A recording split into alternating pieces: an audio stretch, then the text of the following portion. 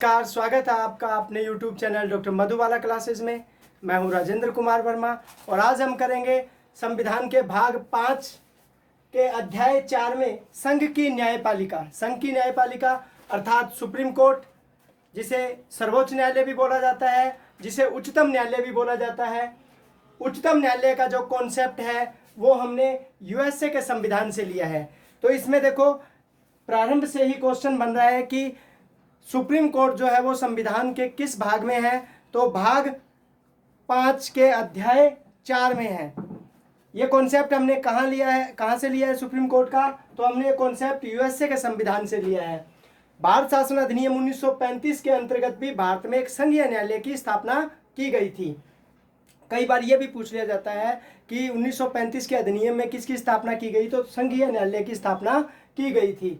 John Austin ने supreme court को नागरिकों के संरक्षण का कार्य सौंपकर वस्तुतः सामाजिक क्रांति के संरक्षक का भार सौंपा गया है। सर्वोच्च न्यायालय कानूनों की अंतिम व्याख्या करने वाला देश का सर्वोच्च अपीलीय न्यायालय है। यानी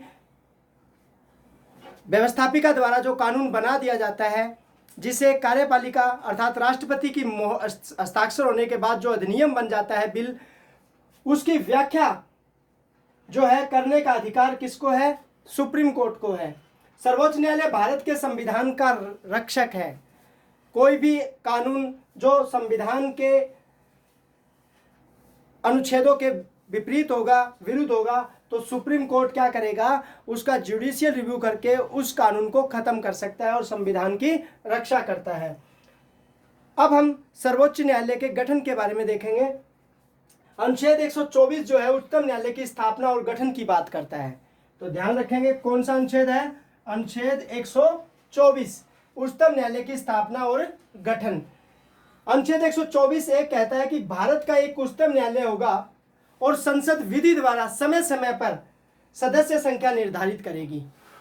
जैसे 26 जनवरी 1950 को जब हमारा संविधान लागू हुआ, उस टाइम मुख्य न्यायाधीश में 7 अन्य न्यायाधीश थे। यानी सुप्रीम कोर्ट में जब हमारा संविधान लागू हुआ था उस समय सुप्रीम कोर्ट में 8 सदस्य थे, मुख्य न्यायाधीश सहित।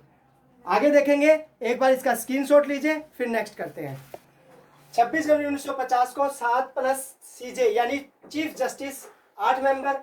1977 में यह संख्या हो गई 18, 17 प्लस मुख्य न्यायाधीश। 1986 में ये हो गई 26, 25 प्लस CJ। फिर 2009 में ये संख्या कर दी गई है 30 अन्य न्यायाधीश और एक मुख्य न्यायाधीश 31। ये प्रश्न कई बार पूछ लिया जाता है और पूछा भी गया है कि वर्तमान में उच्चतम न्यायालय के अंदर कितने न्यायाधीश मुख्य न्यायाधीश सहित हो सकते हैं? तो 31। लेकिन कई बार यह भी पूछ लिया जाता है कि वर्तमान में 31 सदस्य हो सकते हैं, लेकिन सुप्रीम कोर्ट में वर्तमान में कितने मेंबर जो हैं?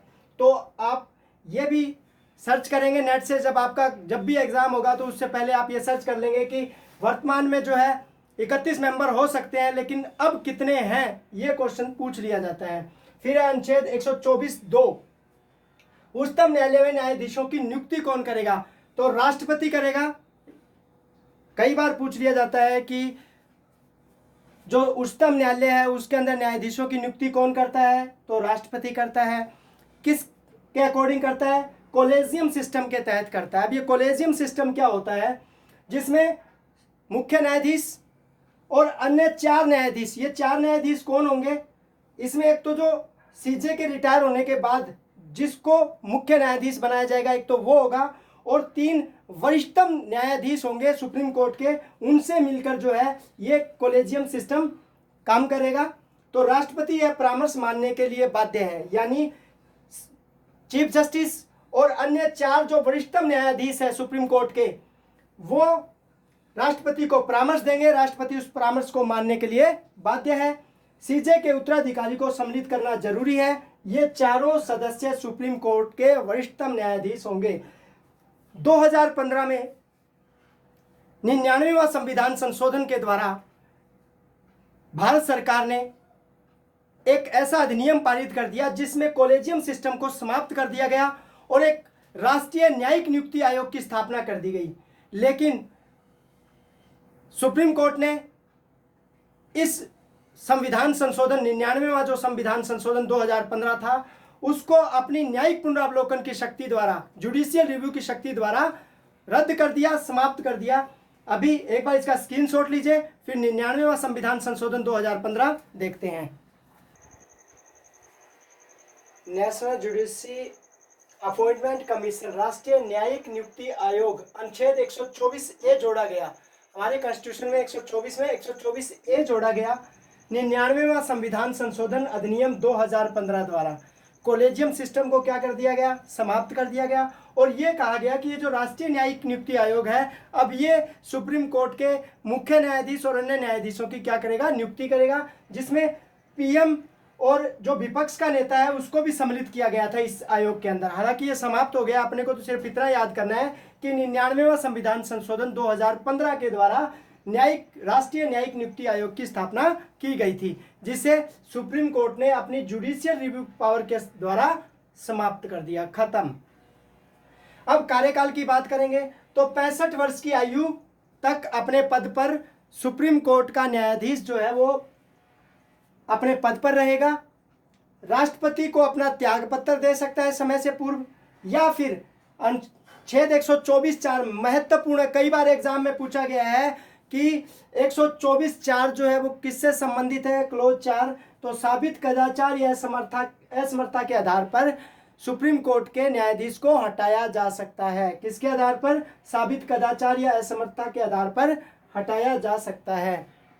इसको डिटेल से करेंगे नेक्स्ट, लेकिन ये पूछ लिया जाता है। और एक चीज़ और बता दूं, कई बुक्स के अंदर जो है, जो बड़े राइटर्स हैं उनकी बुक्स में ये लिखा गया है कि अनुच्छेद 124(4) जो है उसके अकॉर्डिंग महाभियोग के द्वारा सुप्रीम कोर्ट के जज को हटाया जा सकता है।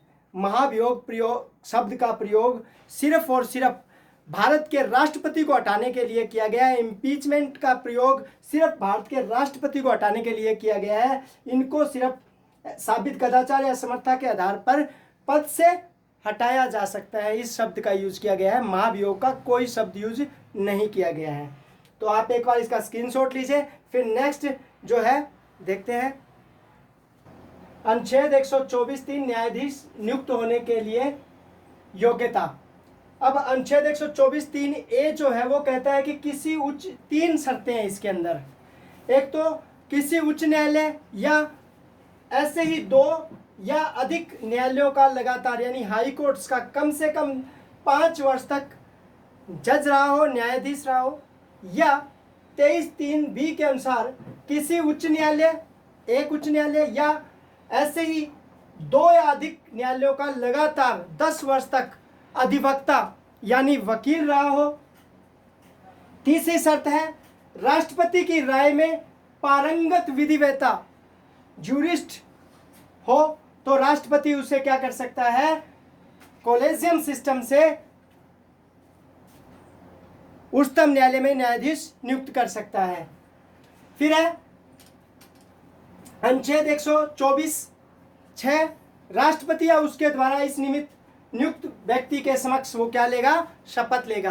तो राष्ट्रपति को शपथ कौन दिलाता है, सुप्रीम कोर्ट का मुख्य न्यायाधीश। अगर वो अनुपस्थित है तो सुप्रीम कोर्ट का जो वरिष्ठतम न्यायाधीश होता है वो राष्ट्रपति को शपथ दिलाता है और राष्ट्रपति उनको शपथ दिलाता है। यानी जो सुप्रीम कोर्ट के मुख्य न्यायाधीश और अन्य न्यायाधीश हैं उनको राष्ट्रपति या उसके द्वारा इस निमित्त नियुक्त किया गया व्यक्ति ही क्या करता है, शपथ दिलाता है।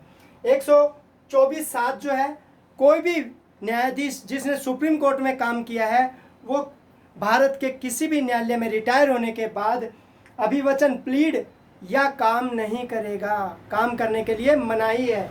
तो ये आपका न्यायाधीश नियुक्त होने के लिए योग्यता, और उसके अलावा राष्ट्रपति को शपथ, और जब वो रिटायर हो जाएगा तो किसी भी न्यायालय में वो प्लीड नहीं करेगा, काम नहीं करेगा। एक बार स्क्रीनशॉट लीजिए, फिर नेक्स्ट देखते हैं।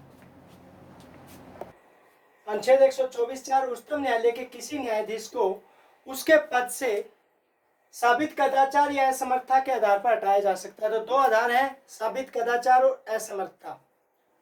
राष्ट्रपति को संविधान का उल्लंघन करने पर, अतिक्रमण करने पर हटाया जाता है। तो इसको मिसबिहेवियर और इन कैपेसिटी के आधार पर हटाया जा सकता है। अनुच्छेद 124(5) में इसे पद से हटाने की प्रक्रिया का उल्लेख किया गया है, जिसमें यह कहा गया है कि संसद का कोई भी सदन संकल्प लाएगा, अगर लोकसभा से संकल्प लाया जाएगा तो 100 सांसदों के समर्थन जरूरी है, अगर राज्यसभा से संकल्प लाना है तो 50 सदस्यों का समर्थन जरूरी है। फिर उसे त्रिस्तरीय कमेटी, जिसमें सुप्रीम कोर्ट और हाई कोर्ट का एक जज होगा और एक विधि वेता होगा, वो इसकी जांच करेंगे। जांच करके उसी सदन को जो संकल्प लेकर आया है उसको लौटा देंगे और वो अपने 2/3 बहुमत से उसे पास करेगा और उसे दूसरे सदन को दे देगा। दूसरा सदन भी उसे 2/3 बहुमत से पास करेगा और वो प्रस्ताव जो है पास करने के बाद दोनों सदनों के बाद राष्ट्रपति के पास भेज दिया जाएगा। अभी तक सुप्रीम कोर्ट के बी रामास्वामी के खिलाफ प्रस्ताव लाया गया था, लेकिन इसके अंदर एक कंडीशन है कि जो प्रस्ताव लाया जाएगा उसी सत्र में लाया जाना चाहिए और उसी सत्र में पास होना चाहिए, अन्यथा वो स्वीकार नहीं होगा, वो समाप्त हो जाएगा। तो यही हुआ कि सुप्रीम कोर्ट के वी रामास्वामी के खिलाफ प्रस्ताव तो ले आए, लेकिन वो उस सत्र में पारित नहीं हो पाया, इसलिए उन्हें नहीं हटाया गया, लेकिन उन्होंने अपनी स्वेच्छा से पद को त्याग दिया था, स्वयं ही अपना त्याग पत्र दे दिया था। तो ये थी अनुच्छेद 124(4) और 5 के अंदर पद से हटाने की प्रक्रिया। ये कई बार एग्जाम में पूछ ली जाती है, एक बार इसका स्क्रीनशॉट लीजिए। उसके बाद नेक्स्ट देखते हैं मुख्य न्यायाधीश की नियुक्ति और उपस्थित होने वाले विवाद। कई बार इसमें से प्रतियोगी परीक्षाओं में प्रश्न पूछ लिया जाता है। तो अनुच्छेद 124 के तहत सुप्रीम कोर्ट का मुख्य न्यायाधीश को किस आधार पर चुना जाएगा? क्या वो वरिष्ठता के आधार पर चुना जाएगा या फिर योग्यता के आधार पर चुना जाएगा? इसका कोई उल्लेख नहीं है। इसी वजह से समय समय पर इससे संबंधित विवाद उत्पन्न होते रहे हैं। जैसे 1956 में विधि आयोग ने बोला कि जो मुख्य न्यायाधीश है वो वरिष्ठता के आधार पर नहीं बल्कि योग्यता के आधार पर चुना जाना चाहिए। इसी को लेकर 1964 में वरिष्ठता की परंपरा का पालन नहीं किया गया और जफर इमाम को जो है मुख्य न्यायाधीश नियुक्त नहीं किया गया। जफर इमाम सबसे पहला मामला है जफर इमाम का। 25 अप्रैल 1973 को केशवानंद भारती के मामले में निर्णय दिया गया कि सरकार जो है वरिष्ठता के आधार पर ही चीफ जस्टिस को नियुक्त करेगी, लेकिन सरकार ने अप्रत्याशित रूप से वरिष्ठता क्रम की उपेक्षा करके अजीत नाथ राय को सुप्रीम कोर्ट का चीफ जस्टिस बना दिया। तो देखो, पहला जफर इमाम, उसके बाद अजीत नाथ राय। जब अजीत नाथ राय को बना दिया गया तो सेलेट हेगड़े और ग्रोवर ने क्या किया? त्याग पत्र दे दिया। ये कई बार प्रतियोगी परीक्षाओं में पूछा जाता है कि केशवानंद भारती के मामले के बाद किन 3 सुप्रीम कोर्ट के जजों ने इस्तीफा दिया था? तो सेलेट हेगड़े और ग्रोवर ने त्याग पत्र दिया था। 1977 में अजीत नाथ राय की सेवानिवृत्ति के बाद HR खन्ना को बनाया गया। बनाने के स्थान पर HR खन्ना के स्थान पर HM बेग को चीफ जस्टिस 1978 के बाद बेग चंद्रचूड़ को नियुक्त करके वरिष्ठता का पालन किया गया। तो इस प्रकार मुख्य न्यायाधीश की नियुक्ति और उपस्थित होने वाले विवाद ये थे। तो एक बार इसका स्क्रीनशॉट लीजिए, उसके बाद नेक्स्ट। अनुच्छेद 185 न्यायाधीशों का वेतन। सुप्रीम कोर्ट का जो मुख्य न्यायाधीश है 2,80,000 है और जो अन्य जज है उनका 2,50,000 है। संसद विधि द्वारा निर्धारित करेगी। अलाभकारी परिवर्तन नियुक्ति के बाद नहीं किया जाएगा। अनुच्छेद 126 कार्यकारी मुख्य न्यायाधीश की नियुक्ति, यानी चीफ जस्टिस जो है अगर मान लो अनुपस्थित है तो सुप्रीम कोर्ट के अंदर से ही राष्ट्रपति किसी भी जज को जो है मुख्य न्यायाधीश नियुक्त कर सकता है। अनुच्छेद 127 तदर्थ न्यायाधीशों की नियुक्ति। सुप्रीम कोर्ट के किसी भी सत्र को चलाने के लिए गणपूर्ति अगर नहीं है तो फिर क्या होगा? जो भारत का जो चीफ जस्टिस है वो राष्ट्रपति से पूर्व अनुमति लेगा इस मामले में, और हाई कोर्ट के जो चीफ जस्टिस है उससे परामर्श करके हाई कोर्ट्स के जज को सुप्रीम कोर्ट में ले आएगा उतने ही समय के लिए कि वो सत्र को गणपूर्ति को कंप्लीट किया जा सके। उसके बाद वो वापिस अपने हाई कोर्ट में चले जाते हैं। अनुच्छेद 128 सुप्रीम कोर्ट की बैठकों में जो रिटायर्ड जज है उनको उपस्थित होने के लिए राष्ट्रपति की पूर्व अनुमति से उनको बैठकों के लिए बुलाया जा सकता है, उनसे काम कराया जा सकता है। अनुच्छेद 130 सुप्रीम कोर्ट दिल्ली में है अथवा ऐसे अन्य स्थान पर भी लगाया जा सकता है जिन्हें भारत का चीफ जस्टिस राष्ट्रपति के अनुमोदन से नियत करे। समय समय पर वहां सुप्रीम कोर्ट को ले जाया जा सकता है। तो इस प्रकार आपने जो है सुप्रीम कोर्ट का स्थापना और गठन को देखा। नेक्स्ट वीडियो में जो है हम सुप्रीम कोर्ट की जो क्षेत्राधिकार है, इसका जूरिस्प्रूडेंस है, उसको देखेंगे। उम्मीद करता हूँ कि यहाँ तक ये वीडियो आपके लिए उपयोगी होगी।